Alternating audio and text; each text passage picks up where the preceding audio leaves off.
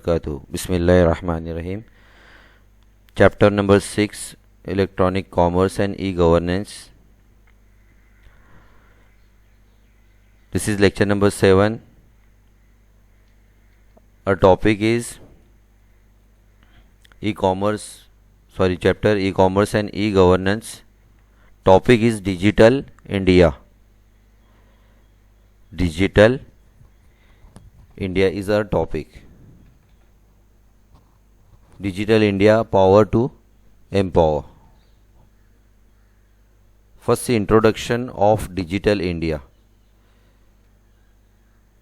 This is campaign, just like in Hindi it is called Abhiyan, launched by Government of India to provide online services by improving internet connectivity. This is Digital India, by providing online government services by increasing internet connectivity. It was launched on 22nd July 2 July 2015 by Prime Minister. It includes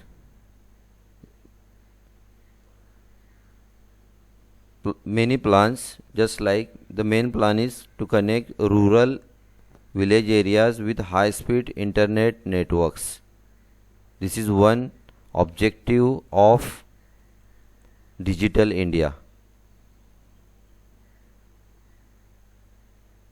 India has more rural areas than urban areas. So Digital India wants to connect it with urban area. Means they want to connect city with villages. This is the main concept of Digital India. Vision of Digital India: empowerment, governance, infrastructure. This is vision of Digital India. What are the benefits of Digital India? First, see the list. It reduce paperwork, cashless transaction, expansion, growth in GDP. It reduce corruption and transparency. It will help in reducing paperwork. What is the meaning of reducing paperwork? It will help in decreasing documentation. Means paperwork, documentation, and thus reducing paperwork. Cashless transaction, its mission away for cashless transaction. Mission us away for cashless transaction. Then expansion, it can help small business. People can use online tools to expand their business. Means by using website they can expand their business. Thus, when there is growth in business in the rural areas or remote areas, then definitely it will increase the growth, economic or GDP growth. It reduces corruption because it helps in reducing corruption. Next, it is given, and getting things done quickly. Then transparency, there is transparency because of all the work is online. Then 9 pillars of Digital India: broadband highway, universal access to mobile connectivity, public internet access program, information for all, e-governance, reforming government through technology. e-Kranti, electronic delivery of services, jobs for IT people, IT for jobs, means they are using online jobs or information technology for jobs, early harvest programs, and electronic manufacturing. These are 9 pillars of Digital India. Broadband, public internet, see in detail, information for everyone, early harvest programs, universal access to phones, IT for jobs, e-Kranti, e-governance, electronic manufacturing.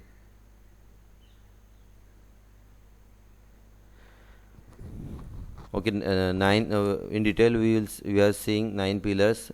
This covers 3 subcomponents, namely broadband for all rural, broadband for all urban, and national information infrastructure. Broadband, it is broadband highway, means they are spreading broadband all over the country. Under broadband for all rural, 250,000 village panchayats would be covered by December 2016. DOT will be the nodal department, and the project cost is estimated to be approximately 32,000 crore.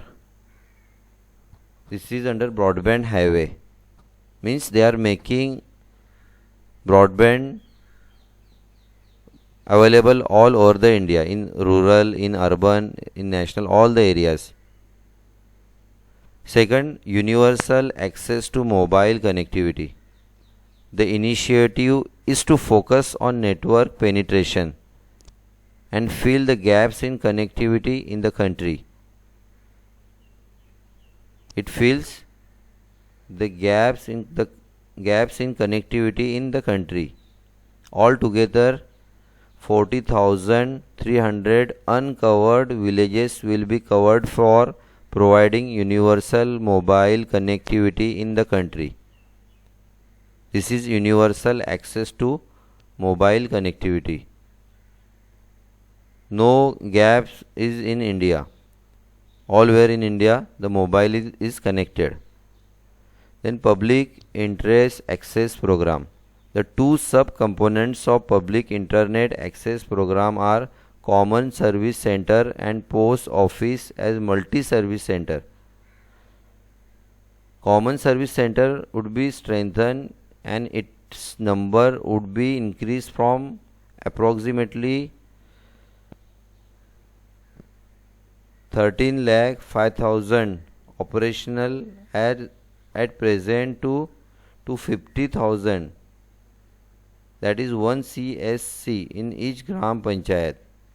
CSCs will be made viable multifunctional endpoints for delivery of government and business services. DATI would be the nodal department to implement the scheme. This is Public Internet Access Program.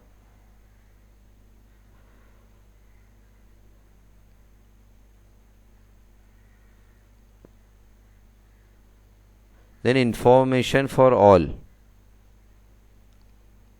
The website mygov.in has already been launched as a medium to exchange ideas, suggestion with government. It will facilitate two-way communication between citizens and government. It is communication between citizen to government. From this website or website like this, the citizens are providing, the government providing all the information related or the schemes of government to the citizen. Then e-governance, reforming government through technology. For simplification and field reduction, forms should be made simple and user friendly, and only minimum and necessary information should be collected. Online application tracking of their status and interface between departments should be provided. This is e-governance reforming government through technology. E-Kranti. There are 31 mission mode projects under different stages of e-governance project life cycle.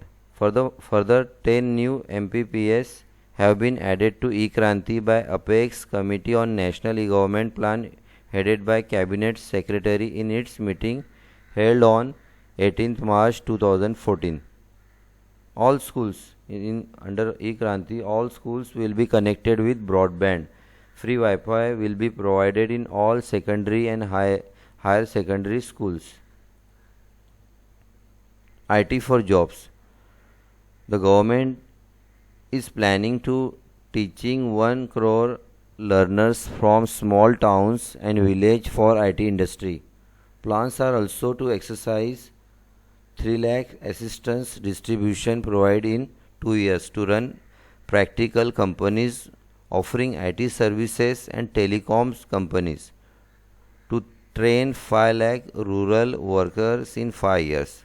This is how we see that in rural area or village, people also can get jobs in IT field or telecommunication field. Next, early harvest programs.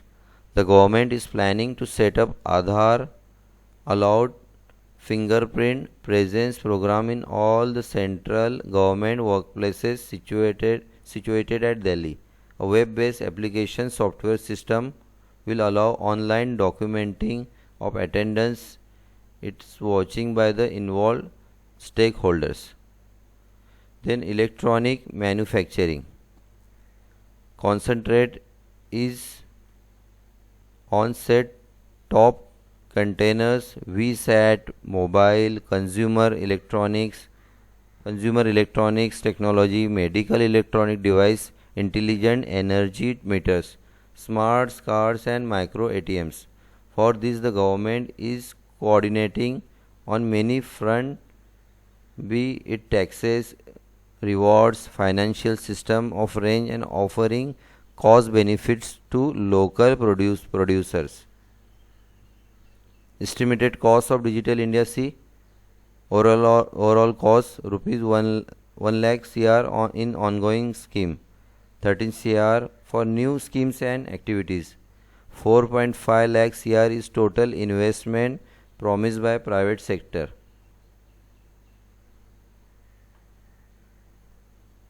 This is national budget. We have seen Digital India. Now challenges in implementing Digital India. High level of digital illiteracy. In India, there is high level of digital illiteracy. Connectivity to remote areas. It is very tough to connect all the remote areas. First, high level of digital illiteracy, then problems in connectivity to remote areas, village areas, compatibility with center state databases. Center means India, country, state like Maharashtra, the compatibility, connection of center and state database, it is very tough. Then next one is cyber crime, hacking. This is a challenge, and net neutrality. Yet many people are unaware of internet online. Impact of Digital India. What is the impact of Digital India? First, we see economic impact. According to analysts, the Digital India plan could boost GDP. It will increase the economic of India. It will gives the employment, labor productivity. It increase the productivity of labor, growth in number of businesses and revenue leakages for the government. Then see social impact. Social sectors such as education, healthcare, banking are unable to reach out to the citizens due to obstruction and limitations such as middlemen, illiteracy, ignorance, poverty, lack of funds, information and investment. But with the help of Digital India, all these are reduced or connected. India is connected with rural and urban with the help of Digital India. Environment impact. The major changes in the technology space will not only brought changes to economic system but will also contribute to the governmental changes. The next generation technologies will help in lowering the carbon footprint by reducing fuel consumption, waste management, greener workplaces.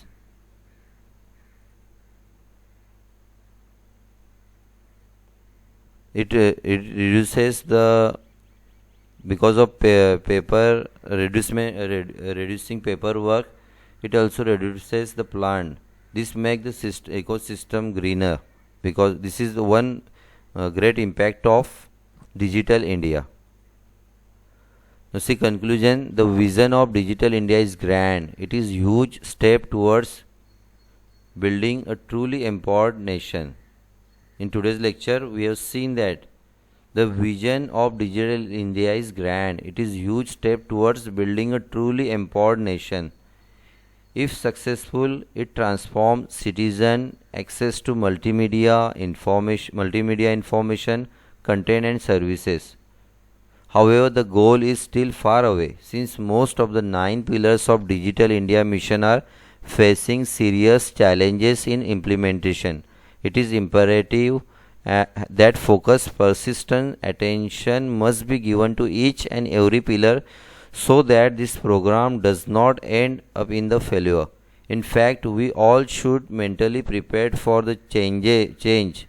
All the teachers, all the citizens must be mentally prepared for this change of Digital India and be ready to face the challenges in to implement this policy.